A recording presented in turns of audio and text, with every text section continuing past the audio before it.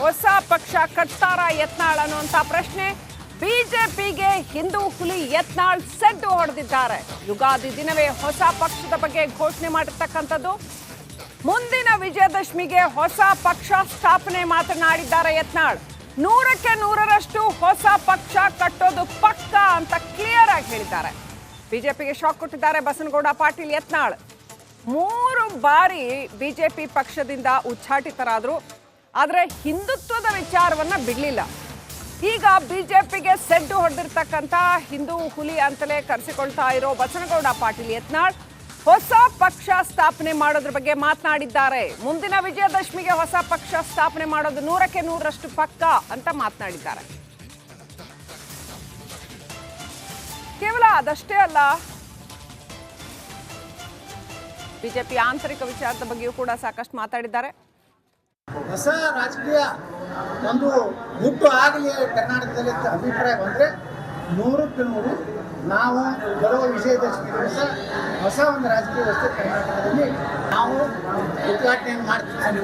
ಹೊಸ ರಾಜಕೀಯ ಒಂದು ಹುಟ್ಟು ಆಗಲಿ ಕರ್ನಾಟಕದಲ್ಲಿ ಅಭಿಪ್ರಾಯ ಬಂದರೆ 100ಕ್ಕೆ 100 ನಾವು ಬರುವ ವಿಜಯದಶಮಿ ದಿವಸ ಹೊಸ ಒಂದು ರಾಜಕೀಯ ವ್ಯವಸ್ಥೆ ಕರ್ನಾಟಕದಲ್ಲಿ ನಾವು ಉದ್ಘಾಟನೆಯನ್ನು ಮಾಡ್ತೀವಿ. ಎಲ್ಲರೂ ಒಪಿನಿಯನ್ ಸ್ಟಾರ್ಟ್ ಮಾಡ್ತೀವಿ ಮೇಲೆ ರಾಜ್ಯದಲ್ಲಿ ಇನ್ನೊಂದು ಕೇಂದ್ರ ಇದು ರಾಜ್ಯದಲ್ಲಿ ಇನ್ನೊಂದು ಹಿಂದೂ ಸನಾತನ ಧರ್ಮ ರಕ್ಷಣೆ ಮಾಡುವಂಥದ್ದು ಅಭಿವೃದ್ಧಿ ಪರವಾದಂಥದ್ದು ಉತ್ತರ ಕರ್ನಾಟಕದ ಒಂದು ಏನು ಅಭಿವೃದ್ಧಿಗಾಗಿ ಒಂದು ಬೇರೆ ಒಂದು ರಾಜಕೀಯ ಪಕ್ಷ ಬೇಕಾ ಅಂತ ಅಭಿಯಾನವನ್ನು ನಾವು ಪ್ರಾರಂಭ ಮಾಡ್ತೀವಿ. ಜನಾಭಿಪ್ರಾಯ ಸಂಗ್ರಹ ಮಾಡ್ತೀವಿ. ಸಾಕಷ್ಟು ವಿದೇಶಗಳಿಂದ ಸಹ ಇವತ್ತು ನನಗೆ ಕರೆ ಬರ್ತಾ ಇದೆ, ಫೋನ್ ಬರ್ತಾ ಇದೆ.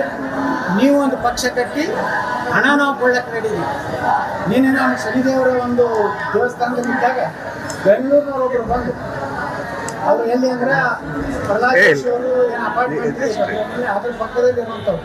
ಅವ್ರು ಹೇಳಿದ್ರು, ಯತ್ನಾಳ್ ನೀವು ಒಂದು ಹೊಸ ಪಕ್ಷ ಕಟ್ಟಿ ನಾನು ಮೊದಲನೇ 11 ಲಕ್ಷ ರೂಪಾಯಿ ನಿಮಗೆ ಪಕ್ಷ ಕಟ್ಲಿಕ್ಕೆ ಕೊಡ್ತೇನೆ ಅಂತ. ಈಗ ದೇಣಿಗೆಯಾಗಿ ಜನ ಕೊಡಲಿಕ್ಕೆ ತಯಾರಾಗ್ತಾರೆ. ಕೇವಲ ಅದಷ್ಟೇ ಅಲ್ಲ, ಬಿಎಸ್ವೈ ಸಿದ್ದರಾಮಯ್ಯಗೆ ಹೊಂದಾಣಿಕೆ ಇದೆ ಅಂತ ಕೂಡ ಆಂತರಿಕ ವಿಚಾರಗಳನ್ನ ಬಿಚ್ಚಿಟ್ಟಿದ್ದಾರೆ ಯತ್ನಾಳ್. ಡಿಕೆಶಿ ಜೊತೆ ಬಿಸ್ನೆಸ್ ಪಾರ್ಟ್ನರ್ಸ್ ಇದ್ದಾರೆ ಇವರು. ಯಡಿಯೂರಪ್ಪ ಹಾಗೂ ವಿಜಯೇಂದ್ರ ಅಂತ ಇವರಿಬ್ಬರ ವಿರುದ್ಧ ಕಿಡಿಕಾರಿದ್ದಾರೆ ಬಸನಗೌಡ ಪಾಟೀಲ್ ಯತ್ನಾಳ್. ಬಿಎಸ್ವೈ ಸಿದ್ದರಾಮಯ್ಯಗೆ ಹೊಂದಾಣಿಕೆ ಇದೆ, ಮತ್ತೊಂದು ಕಡೆ ಡಿಕೆ ಶಿವಕುಮಾರ್ ಜೊತೆ ಬಿಸ್ನೆಸ್ ಪಾರ್ಟ್ನರ್ಸ್ ಇದ್ದಾರೆ ಇವರು ಅಂತ ಯತ್ನಾಳ್ ಹೇಳಿದ್ದಾರೆ. ಬಿಎಸ್ವೈ ಕುಟುಂಬಕ್ಕೆ ನೇತೃತ್ವ ಕೊಟ್ಟರೆ ಯಡಿಯೂರಪ್ಪಗೆ ಜ್ಯೋತಿ ಬೀಳ್ತಿ ಅಂದ್ರೆ ನಾವು ಯಡಿಯೂರಪ್ಪಗೆ ಜ್ಯೋತಿ ಬೀಳ್ತಿ ಅಂದ್ರೆ ಸರ್, ಈಗ ಅಸಿಸ್ತಿನ ನೆಪದಲ್ಲಿ ಯತ್ನಾಳ್ ಅವ್ರನ್ನ ಉಚ್ಚಾರಣೆ ಮಾಡಿದ್ರು. ಹಾಗಾದ್ರೆ ಯತ್ನಾಳ್ ಅವ್ರು ನಿಜವಾಗಿ ಅಸಿಸ್ಟ್ ಮಾಡಿದಾರ? ಏನೈತೆ ಪ್ರೂಫ್ ಏನೈತೆ? ನಾವು ಭಾರತೀಯ ಜನತಾ ಪಾರ್ಟಿಗೆ ನರೇಂದ್ರ ಮೋದಿಯ ಬಗ್ಗೆ ಏನು ಮಾತಾಡಿಲ್ಲ, ಅಮಿತ್ ಶಾ ಅವ್ರ ಬಗ್ಗೆ ಮಾತಾಡಿಲ್ಲ, ಭಾರತೀಯ ಜನತಾ ಪಾರ್ಟಿಯ ತತ್ವ ಸಿದ್ಧಾಂತಗಳ ವಿರುದ್ಧ ನಾವು ಮಾತಾಡಿಲ್ಲ, ಅಥವಾ ಭಾರತೀಯ ಜನತಾ ಪಾರ್ಟಿ ಲೋಕಸಭೆಯಲ್ಲಿ ವಿಧಾನ ಪರಿಷತ್ ನಾಡೊಬ್ಬ ಕಾಂಗ್ರೆಸ್ ರಾಜಕೀಯ ಸಭೆಗಳಿಗೆ ಹೋಗಿಲ್ಲ. ಅವ್ರ ಜೊತೆಗೆ ಯಾವುದೇ ರೀತಿ ಕಾಂಗ್ರೆಸ್ನವ್ರ ಜೊತೆಗೆ ನಾವು ಯಾವುದೇ ರೀತಿ ಇವತ್ತು ಅವ್ರ ಸಭೆಗೆ ಹೋಗೋದು, ಅವ್ರ ಜೊತೆಗೆ ನಾವು ಕಾಣಿಸೋದು, ಅಥವಾ ಕಾಂಗ್ರೆಸ್ಸಿನ ನಾಯಕರ ಜೊತೆಗೆ ನಾವು ಇವತ್ತು ಔತಣ ಮಾಡಿಲ್ಲ. ಹಾಗಾದ್ರೆ ನಾ ಹೆಂಗೆ ಪಕ್ಷ ವಿರೋಧಿ ಆಗ್ತದೆ? ನಾ ಯಡಿಯೂರಪ್ಪ ವಿರೋಧ ಇದ್ದೇನೆ. ಯಡಿಯೂರಪ್ಪ ಈ ರಾಜ್ಯದ ಉತ್ತರ ಕರ್ನಾಟಕ ಜನರಿಗೆ ದೊಡ್ಡ ಮೋಸ ಮಾಡಿದ್ರು. ನೀರಾವರಿಯಲ್ಲಿ ಮೋಸ ಮಾಡಿದ್ರು, ನಮ್ಮ ಕ್ಷೇತ್ರಕ್ಕೆ ಮೋಸ ಮಾಡಿದ್ರು, ನಮ್ಮನ್ನ ನೈತಿಕವಾಗಿ ತುಳಿಲಾಕ ಪ್ರಯತ್ನ ಮಾಡಿದ್ರು. ಇನ್ನು ಸಪ್ರೇಟ್ ಪಡ್ಕೊಳ್ಳೋಣ. ನನ್ನ ಸಹೋದ್ಯೋಗಿ ರಂಜಿತ್ ಶಿರಿಯಾರ್ ಲೈವ್ ಕನೆಕ್ಟ್ ಆಗಿದ್ದಾರೆ. ರಂಜಿತ್, ಇದೊಂದು ರೀತಿಯಲ್ಲಿ ರಾಜ್ಯದಲ್ಲಿ ಏನಾಗಿತ್ತು ಅಂದ್ರೆ ಒಂಥರ ಈಗ JDS ಬಿಜೆಪಿ ಮೈತ್ರಿ ಆದ್ಮೇಲೆ 2 ಡೈಮೆನ್ಷನಲ್ ಪಾಲಿಟಿಕ್ಸ್ ಆಗಿತ್ತು. ಕೇವಲ ಕಾಂಗ್ರೆಸ್ ಬಿಜೆಪಿ ಅಥವಾ ಕಾಂಗ್ರೆಸ್ ಮೈತ್ರಿ ಪಾಳ್ಯ ಮಾತ್ರ ನಡೀತಾ ಇತ್ತು.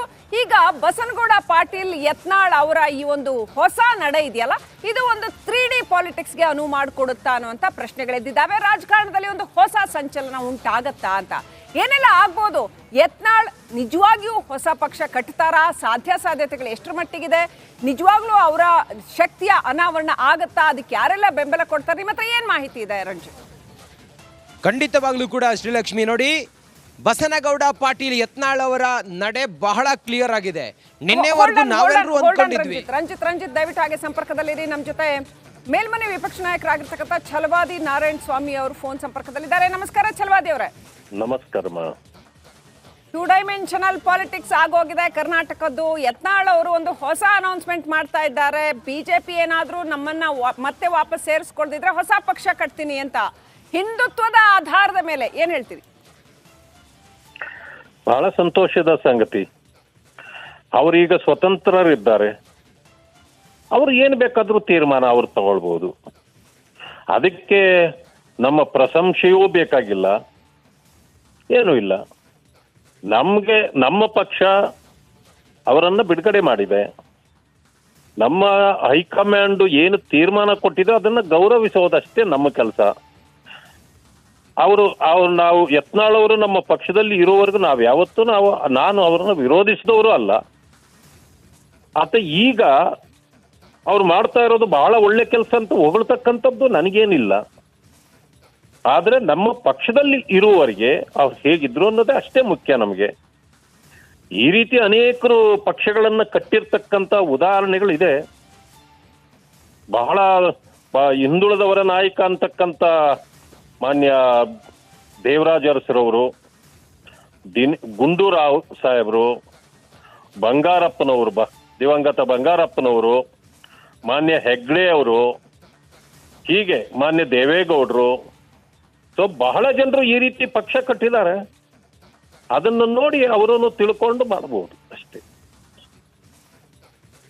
ಸೊ ಅಂದ್ರೆ ನಿಮ್ಮ ಈ ಮಾತಿನ ಅರ್ಥ ಯತ್ನಾಳ್ ಅವರು ಒಳ್ಳೆ ನಾಯಕ, ಅವರು ಈ ಹೊಸ ಪಕ್ಷ ಕಟ್ಟೋದಕ್ಕಿಂತ ವಾಪಸ್ ನಮ್ಮ ಬಿಜೆಪಿಗೆ ಬಂದ್ರೆ ಒಳ್ಳೇದು ಅಂತನಾ? ಈ ಹೊಸ ಪಕ್ಷ ಕಟ್ಟಿದ್ರೆ ಬೇರೆಯವರೆಲ್ಲ ಕಟ್ಟಿದ ಪಕ್ಷಗಳು ಏನಾಯ್ತು ಅದನ್ನ ನೋಡಿ ತಿಳ್ಕೊಂಡ್ರೆ ಒಳ್ಳೇದು ಅಂದ್ರೆ ಅವ್ರು ಬಿಜೆಪಿಗೆ ಮಾತೃ ಪಕ್ಷಕ್ಕೆ ಮತ್ತೆ ಮರಳೋದೇ ಒಳ್ಳೇದು ಅಂತನಾ? ನೋಡಿ, ಈಗ ನಾನು ಹೇಳದ್ದ ಮಾತುಗಳನ್ನ ನೀವು ಹೇಳಿದ್ರೆ ನಾನು ಒಪ್ಪಲಿಕ್ಕೆ ಸಾಧ್ಯ ಇಲ್ಲ. ನಾನು ಪಕ್ಷ ಕಟ್ಟಿದವರ ಬಗ್ಗೆ ಹೇಳಿದೆ. ಅವರು ಬರ್ಬೇಕನ್ನೋದು ನಾನು ಹೇಳೋದಿಲ್ಲ. ಯಾಕೆ ಹೊರಗಡೆ ಹೋದ್ರು ಅನ್ನೋದನ್ನು ನಾನು ಹೇಳೋದಿಲ್ಲ. ನಮ್ಮ ಪಕ್ಷದಲ್ಲಿರುವಾಗ ಅವರ ತೀರ್ಮಾನಗಳು ಹೇಗಿತ್ತು, ಆ ತೀರ್ಮಾನಗಳಿಗೆ ಹೈಕಮಾಂಡ್ ಕೊಟ್ಟ ಉತ್ತರ ಏನಿದೆ ಅಷ್ಟನ್ನೇ ಹೇಳ್ತೇನೆ ನಾನು. ಅವರು ಈಗ ಅಲ್ಲಿ ಉದ್ಧಾರ ಆಗೋದಿಲ್ಲ, ನೀವು ವಾಪಸ್ ಬನ್ನಿ, ನಾನು ಹೇಳೋದಿಲ್ಲ ಈ ಮಾತು. ನಾನು ಹೇಳೋದು ಅವರು ಇಲ್ಲಿರುವವರಿಗೆ ನಾವು ಅವರಿಗೆ ಎಷ್ಟು ಗೌರವ ಕೊಡಬೇಕು ಅಷ್ಟು ಗೌರವ ನಾನು ಕೊಟ್ಟಿದ್ದೇನೆ. ಈಗ ಹೊರಗಡೆ ಹೋದ್ಮೇಲೆ ಅವರ ಹಕ್ಕು, ಅವರ ತೀರ್ಮಾನ, ಏನು ಬೇಕಾದ್ರೂ ಅವ್ರ ತೀರ್ಮಾನ ತಗೊಳ್ಳಿ. ನನಗೆ ಅದರ ಬಗ್ಗೆ ಸಂಬಂಧ ಇಲ್ಲ, ಅಷ್ಟೇ ನಾನು ಹೇಳ್ತಕ್ಕಂಥ. ಆದ್ರೆ ಒಂದು ಹೊಸ ಪಕ್ಷ, ಅದರಲ್ಲಿ ನಮ್ಮ ಭಾರತೀಯ ಜನತಾ ಪಕ್ಷವನ್ನ ಬ್ಲಾಕ್ ಮೇಲ್ ಮಾಡೋದು ಬೇಡ. ನೀವು ತಗೊಳ್ದಿದ್ರೆ ನಾನು ಪಾರ್ಟಿ ಕಟ್ತೇನೆ ಅಂತಂದ್ರೆ ಇದುವರೆಗೂ ನಿನ್ನೆವರೆಗೆ ಏನ್ ಹೇಳಿದ್ರಿ, ನಾನು ಯಾವ ಪಕ್ಷ ಕಟ್ಟೋದಿಲ್ಲ, ನಾನು ಈಗಲೂ ನಾನು ಬಿಜೆಪಿಯನ್ನ ಗೌರವಿಸ್ತೇನೆ ಅಂತ ಹೇಳಿದ್ದಾರೆ. ಆದ್ರೆ ಇವತ್ತು ತಕ್ಷಣಕ್ಕೆ ಒಂದು ಮಾತನ್ನು ಹೇಳಿ ನಾನು ಬೇರೆ ಪಕ್ಷ ಕಟ್ತೀನಿ ಅಂತಂದ್ರೆ ಅವರು ಸ್ವತಂತ್ರರು. ನಾವ್ಯಾಕೆ ಅದರ ಬಗ್ಗೆ ವ್ಯಾಖ್ಯಾನ ಮಾಡ್ಲಿ? ನಾನು ವ್ಯಾಖ್ಯಾನ ಮಾಡಿದ್ದು ಅನೇಕ ಹಿರಿಯರು, ಮುತ್ಸದ್ದಿಗಳು, ಮುಖ್ಯಮಂತ್ರಿಗಳಾಗಿ ರಾಜ್ಯವನ್ನ ಆಳಿದವರು ಪಕ್ಷ ಕಟ್ಟಿ ಎಂತ ಪರಿಸ್ಥಿತಿಗೆ ಬಂದಿದ್ರು. ಇವರು ಏನೂ ಅಲ್ಲ ಅವ್ರ ಮುಂದೆ. ಆದ್ರೆ ಅವರು ಪಕ್ಷ ಕಟ್ತೀನಿ ಅಂತಂದ ಮಾಡ್ಲಿ. ಆದ್ರೆ ಹಿಂದುತ್ವ ಯಾರ ಸ್ವತ್ತು ಅಲ್ಲ. ಭಾರತೀಯ ಜನತಾ ಪಕ್ಷ ಹಿಂದುತ್ವದ ಪರವಾಗಿ ಗಟ್ಟಿ ಧ್ವನಿ ಇದೆ. ಯಾವತ್ತು ನಾಯಕತ್ವ ಹಿಂದುತ್ವದ ಪರವಾಗಿದೆ. ಜನರಿಗೆ ಗೊತ್ತಾಗತ್ತೆ ಹಿಂದೂ ಯಾರು, ಹಿಂದುತ್ವ ಯಾರ್ದು ಅಂತ. ಚಲವಾದಿ ನಾರಾಯಣ ಸ್ವಾಮಿ ಅವರು ಒಂದು ವಿಚಾರ ಅವರು ಅಲ್ಲಿ ಹೇಳ್ತಾರೆ, ಬಹಳ ಸ್ಪಷ್ಟವಾಗಿ ಹೇಳ್ತಾರೆ, ಬಿಜೆಪಿ ರಾಜ್ಯದಲ್ಲಿ ನೈತಿಕ ಅಧಪತನವನ್ನ ಕಂಡಿದೆ ಅಂತ ಹೇಳ್ತಾರೆ. ಯಾಕೆ ಹಂಗೆ ಹೇಳಿದ್ರು? ಅವ್ರಿಗೆ ಯಾಕೆ ಹಾಗೆ ಇದ್ದಿರಬಹುದು ಅಂತ? ಅದೇ ನನಗೂ ಗೊತ್ತಿಲ್ಲ. ಅವ್ರ ಅನಿಸಿಕೆ ಏನೇನಿದೆಯೋ ಗೊತ್ತಿಲ್ಲ. ಯಾಕಂದ್ರೆ ನಿನ್ನೆ ಹೇಳಿದ್ದೇ ಬೇರೆ, ಇವತ್ತು ಹೇಳಿದ್ದೇ ಬೇರೆ, ಬೇರೆ ಬೇರೆ ದಿನಕ್ಕೆ ಒಂದೊಂದು ಹೇಳಿದ್ರೆ ಅದು ಯಾಕೆ ಅವರು ತೀರ್ಮಾನ ಅಂತ ತಗೊಳ್ತಾರೆ. ಅವ್ರ ತೀರ್ಮಾನಕ್ಕೆ ನಾನು ಹೇಳಲಿಕ್ಕೆ ನಾನು ಯಾರು? ನಮಗೆ ಅದರ ಸಂಬಂಧ ಇಲ್ಲ.